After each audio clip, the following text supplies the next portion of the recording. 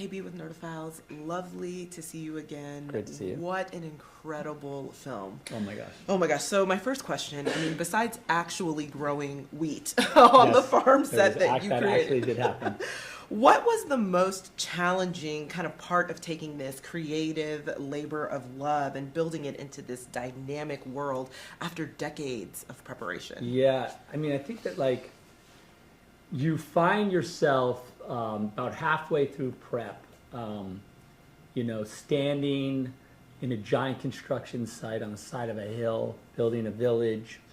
You find yourself in these massive meetings about how we're gonna like shoot this floating docks of Gondoval, production methodology, all the artwork is on the walls, and the good thing is that you don't really panic, hopefully, because that's definitely an option. I think it's really one of those things where in the sort of world building part of it, and the sort of the image generation, I draw a lot, so I'm always constantly drawing frames and going like, what, it should probably be these mountains, so it's like always, I'll get a drawing from everyone, and then I overdraw it, send it back, another one.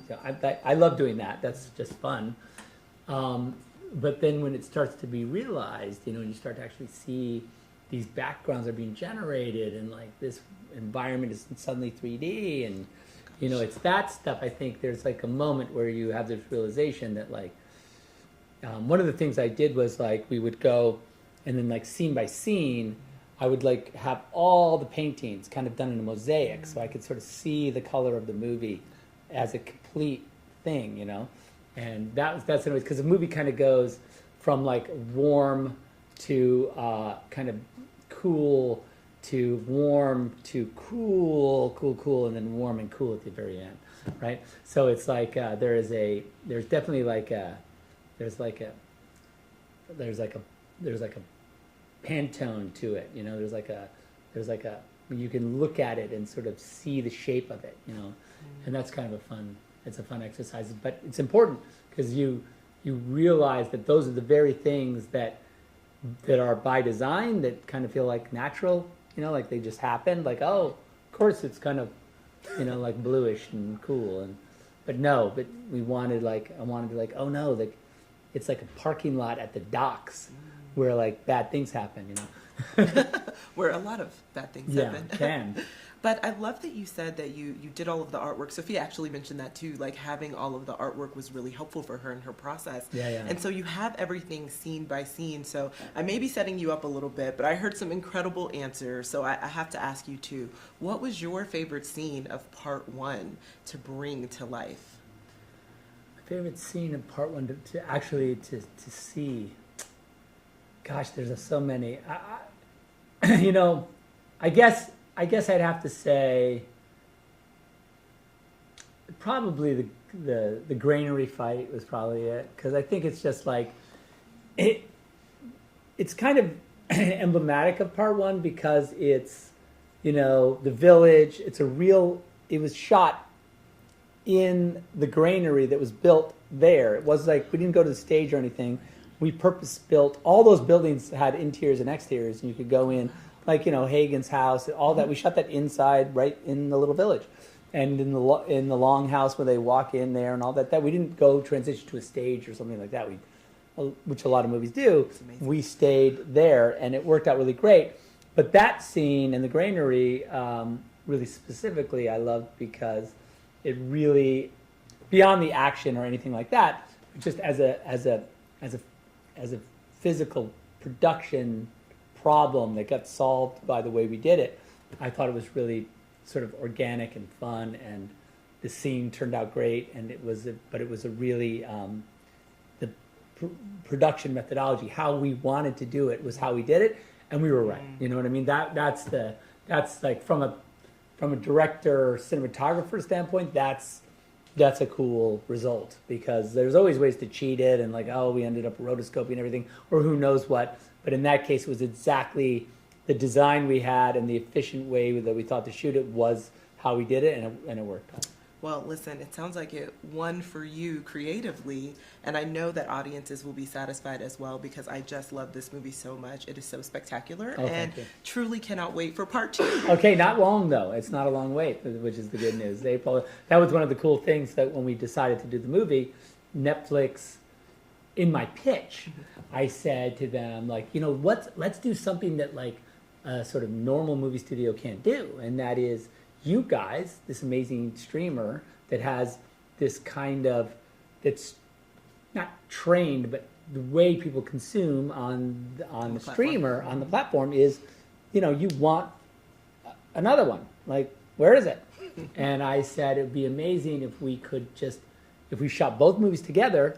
We could then release the second movie like right away, and it would be this incredible sort of new cadence for movies that we haven't really experienced. And they, to their credit, they were like, okay, that sounds cool. Let's try that. Yes, So, love it. Well, thank you We so don't have to wait much. 2 years at least. Oh, I know, because I'm like, man, I can't no, do it. No, not cool.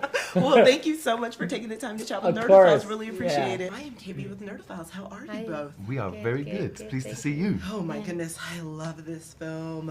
Oh, so many wild and crazy moments.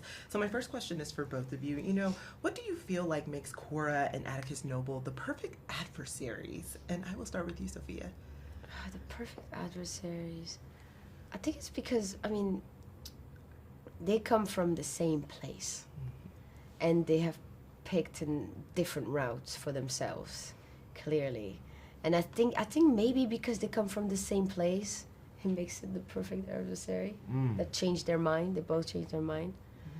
And I think because, I don't know, they fight well together. They're good. They're a good match. They're good dancing partners. We probably had the same teachers. Yeah. The same. We Probably went to had the the same same kind of, teachers. the same dojo, same shifu. Yeah, Yeah. yeah. Maybe one day he did something wrong to me a long time ago, and now we're You're waiting to modern get me day. back for that. Yeah. It's coming to the surface. Right. Right. I just think opposites attract and opposites clash, you know. And we really like the more I break down the innate nature of Korra, is in complete opposition to Noble. And I suppose this is the brilliance of Zack's writing. You know, there's so much that like I think every character brought to their roles, but really it was there already. Like 85% of it was on the page, and that's why we're so lucky to be able to play these characters, because as soon as you read the screenplay, you were like, wow, what an opportunity for both characters. Oh, I love that. I love that you mentioned perfect dancing partners, because the choreography throughout and the physicality of this film is just so unreal. It's actually quite beautiful to look at. So can you share what your favorite scene is? And it actually doesn't have to include your character. It could just be another scene with another character. And maybe this time I'll start with you, Ed. You know, the first one that comes to mind is the really troubling scene in Velt when we first see Korra commit reluctantly re-engage with violence for absolutely the right reason. You know, when I watch it, it's like my blood starts boiling. I hate, and Brandon, who plays it, is just the sweetest, lovely South He was there African man. yesterday. Yeah, no way. No, was he not? Oh, I didn't see him.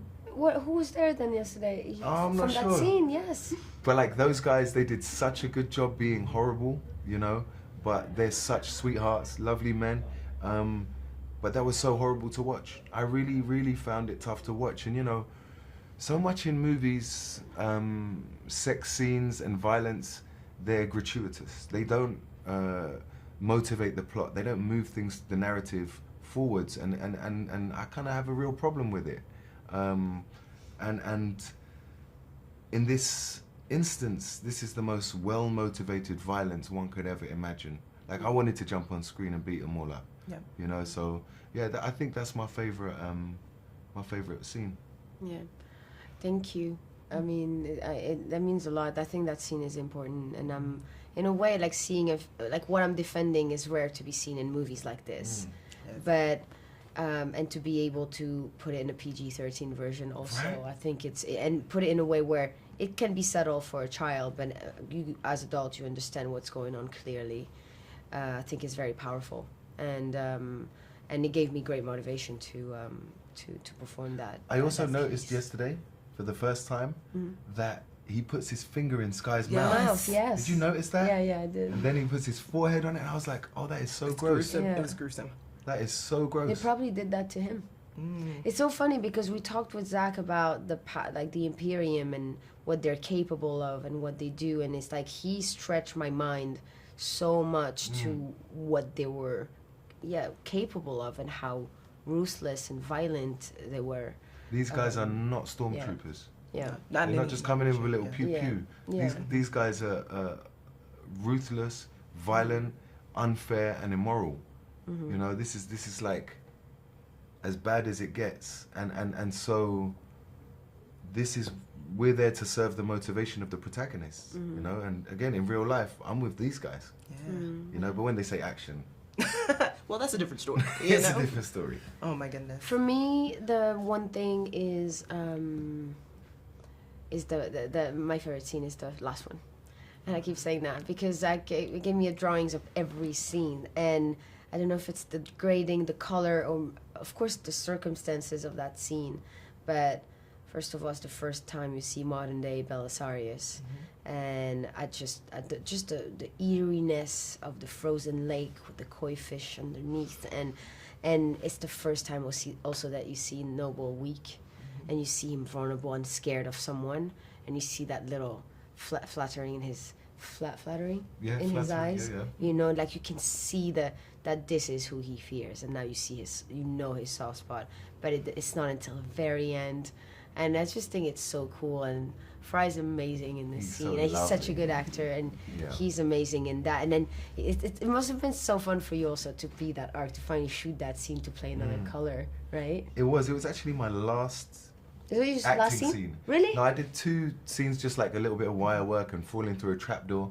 thinking, what is my life? Yeah. 3 hours to get ready so they can put me on the trapdoor and then just drop me, which is when I dropped through the ice actually. That moment in slow-mo, I really did drop. It was like a sort of 10-foot drop onto Oh my gosh. mats, which was terrifying. Wow. Amazing. The first time they do it, you go, I'm like really scared, and then they just drop it, and I went, okay, I know what it is now, and I go back up there, and I'm scared again. It's just like your body cannot get used to the floor coming out from underneath you. But I was always like, let's do it again. It was like a weird. It was fun, but it was terrifying. But yeah.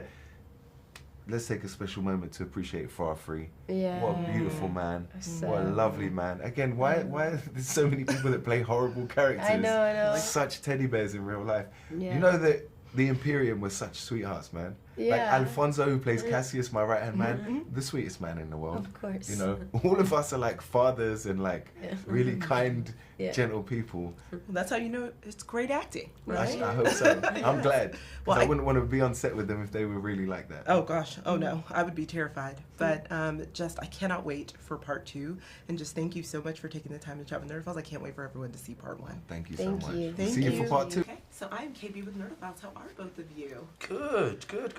Ready to answer some questions. What a day yesterday. Listen, oh my goodness, this film is so big, so huge, so incredible. What a lovely time.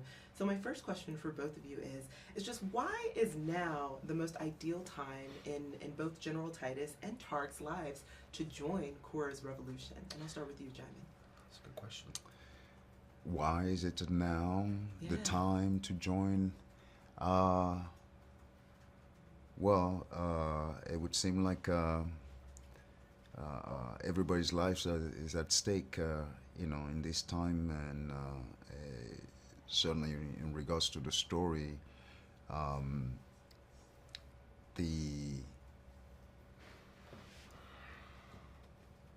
the elements of the story that was quite grounding and organic, that resonates loudly to me, had to do with the geopolitical tentacles that have been holding the continent of Africa back for centuries and centuries, and we still for the wealthiest continent in the world, still trying to assert themselves in life. And so in that respect, that was the most connecting and organic aspect of my involvement. Yes. For me, why now? I think we can never prepare for when we get the feeling to call to action. You know, now is a different, now for me is different for now for you, different for now from Titus or Djimon. And I think what happens here is, I think it's a combination of things. When we find Tarek is in Nilwadi, he's a nobleman who is shackled at his own volition. You know, yes, he's there to pay off a debt, but he could leave at any point. No one could really stop him. It's his moral compass, right? And I think the reason I think now for Tarek is there and then is all these things. I think after 10, 15 years, he's done with staying in the shadows. He's done with resigning to letting someone else do the work. And he sees this Benno, this calling to it, the life before, the world he'd had to leave behind, his world. And he sees himself in this bird, and these people come and they say, hey, do you want a chance at redemption? Do you want a chance at doing something with your life instead of falling into obscurity? And I think it's now for people is when all the pieces feel like they're coming together. And I think that was that for Tarek. Yeah, and I must add to that in terms of all the characters. This is all them characters that we come to meet. They're all, in some fashion, they were all the fabric of the Imperium at one point in time, right? Yeah. I've committed a number of atrocities on behalf of the Imperium, and over time I've, had an awakening and refused to exterminate, commit, genocide, literally. And so, but again, like I said, it was so organically connecting and impacting socially to me in regards to the continent of Africa and the geopolitical issues that we had there. So my last question for both of you is really just around the physicality of the roles that you're portraying, obviously, because there's so much, amazing kind of choreography that happens here. And so my question really is kind of, what was your favorite stunt or scene? You've seen it probably several times at this point, through and through. So it doesn't necessarily have to be your character, but brownie points if it is. But what's your favorite scene? It can involve. Mine is in part 2. Yours in part 2? No, but I would call our favorite scene in terms of the physicality she's speaking about. I would talk about that. Oh, maybe it's in part 2. That bridge? Fight on the bridge. Yeah, that's right? exactly. Having to cross the bridge and We won't say too much because it's a beautiful thing. But myself and Djimon had this pretty extensive fight sequence. Where I think it's like a 12 to 14 man kill streak each, and it's like us going across this bridge, and there's just so many moving parts, and the dust is flying, and filming it was absolutely exhausting. It was the closest I've ever gotten to being like, guys, I need 10 minutes, I need 20 minutes to stop, take a break.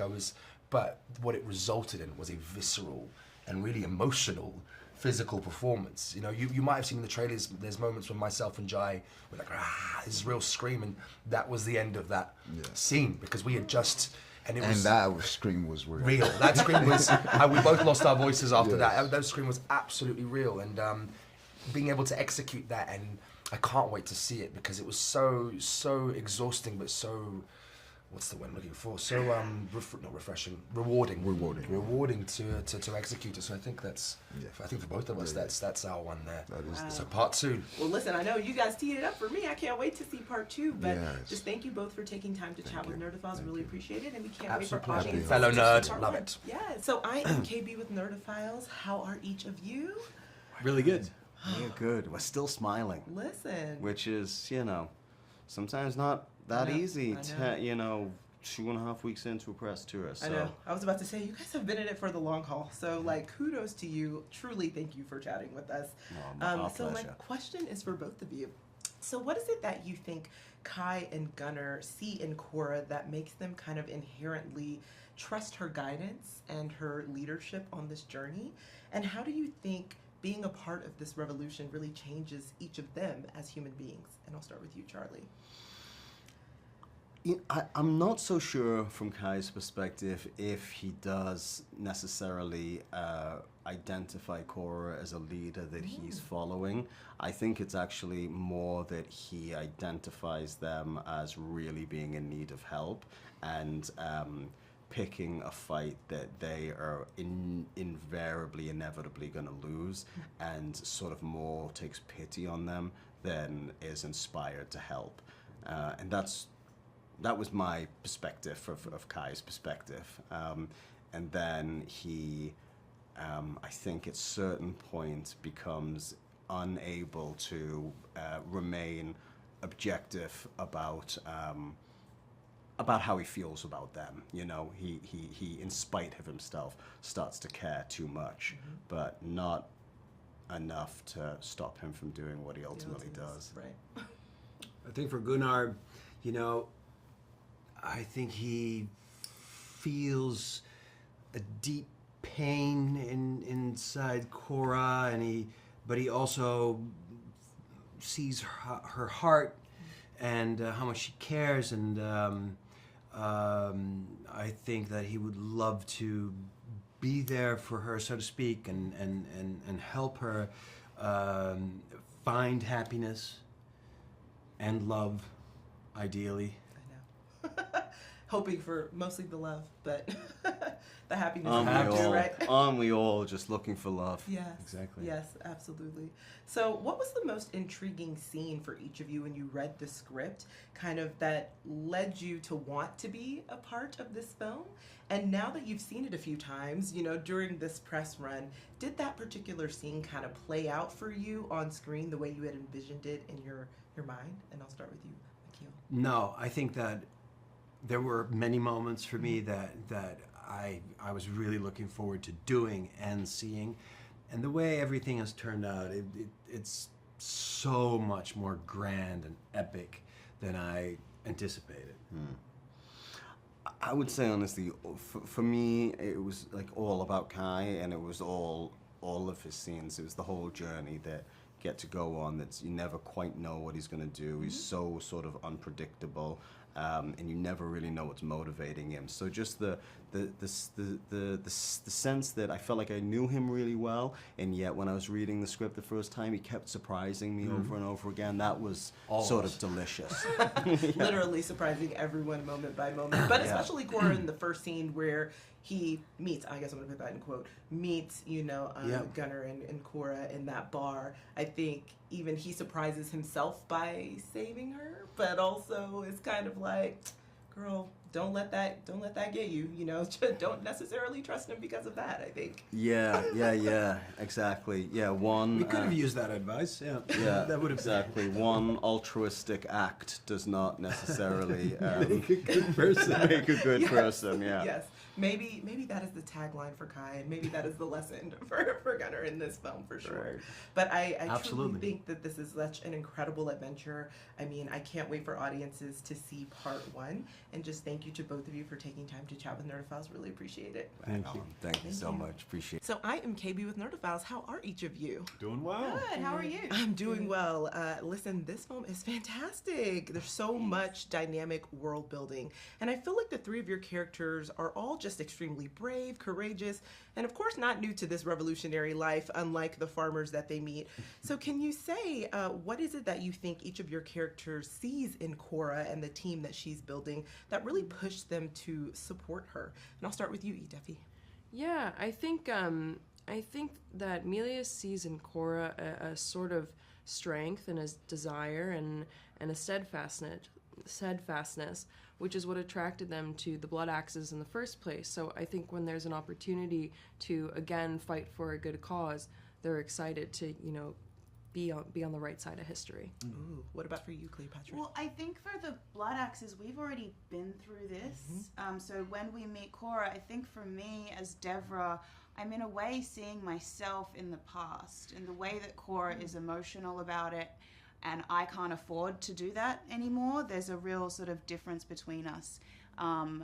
So yeah, I would say it's about sort of looking at myself in the past when I see Cora. And I definitely mirror that sentiment. I think Darian sees in Cora, and especially Gunnar in this film, is this idea of when their revolution was new, right? That sort of bright-eyed determination of getting this hopeful determination of getting things done. and that helps to reignite something within him that, you know, some of the losses that we have had on our end may have dampened just a bit. Ooh, okay, I like that. And so there's so much amazing physicality, obviously, between your three characters, but just throughout this entire story, and so much dope choreography. So can you just share what your favorite stunt or scene was? And it doesn't actually have to be your character stunt, just the one that you find the most incredible throughout the film. And I'll start with you, Ray. Ooh, Cora in the barn. I think she's got a lot of like awesome stunt work where she's jumping on folks and like having to use balance to like take them down while simultaneously. And Sophia's like super scrappy too, so like being able to see her use her physicality in a way that makes sense for the character in the world is dope. Ooh, yeah, I love that. What about for you, Cleopatra? I would say well, no, I don't want to give anything away. No spoilers, no spoilers. Cora, I mean, Sophia's like an amazing stunt woman. I love all the slow motion sequences. But again, I don't want to be too specific, but there's so many amazing moments. Ooh, okay.